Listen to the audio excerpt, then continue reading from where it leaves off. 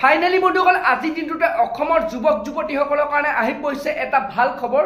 তো বন্ধুসকল আপোনালোক যিসকল যুৱক যুৱতীয়ে এতিয়ালৈকে চৰকাৰী চাকৰি লাভ কৰা নাই, অৰ্থাৎ আপোনালোকে আবেদন কৰিছিলে যদিও আপোনালোকে এতিয়ালৈকে চাকৰি পোৱা নাই, তো বন্ধুসকল সেইসকল লোকৰ কাৰণে এটা ভাল খবৰ আছে।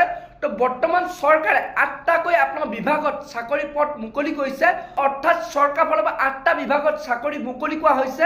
তো বন্ধুসকল আপোনালোকে এতিয়া অতি সোনকালে আপোনালোকে এই 8টা বিভাগত আপোনালোক চাকৰি বিভাগত আপোনালোকে এপ্লাই কৰিব পাৰিব, তো আপোনালোকে আবেদন কৰিব পাৰিব। তো বন্ধুসকল আপোনালোকে সেইটো কাৰণে দেৰি নকৰিব, যোনটো নেকি বৰ্তমান মুখ্যমন্ত্ৰী ডাঙৰীয়াই ঘোষণা কৰিছে। তো আপোনালোকক মই সেই ভিডিঅ' ক্লিপটো দেখুৱাম কোনকেইটা আপোনালোক চৰকাৰী চাকৰি বৰ্তমান মুকলি কৰা হৈছে, তো কোনকেইটা পদত আপোনালোকে আবেদন কৰিব পাৰিব, তো বন্ধুসকল কিমানটা পদ মুকলি হৈছে, তো বন্ধুসকল আপোনালোকক মই সবিশেষ জনাম যোনটো নেকি বৰ্তমান মুখ্যমন্ত্ৰী ডাঙৰীয়াই ঘোষণা কৰিছে।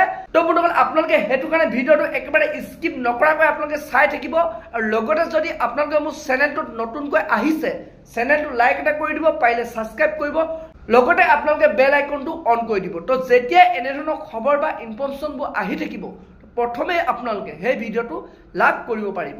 বহুতে মোক সুধিছে যে এডিআৰিৰ নতুন এডভাৰটাইজ কেতিয়া হ'ব, পুলিচৰ নতুন এডভাৰটাইজ কেতিয়া হ'ব। মই আশা কৰোঁ অক্টোবৰ মাহত নিযুক্তি পত্ৰ দিয়াৰ পিছতেই আমি নৱেম্বৰ মাহত নিশ্চয় আকৌ চৰকাৰী চাকৰিৰ বিজ্ঞাপন দিবলৈ সক্ষম হ'ম।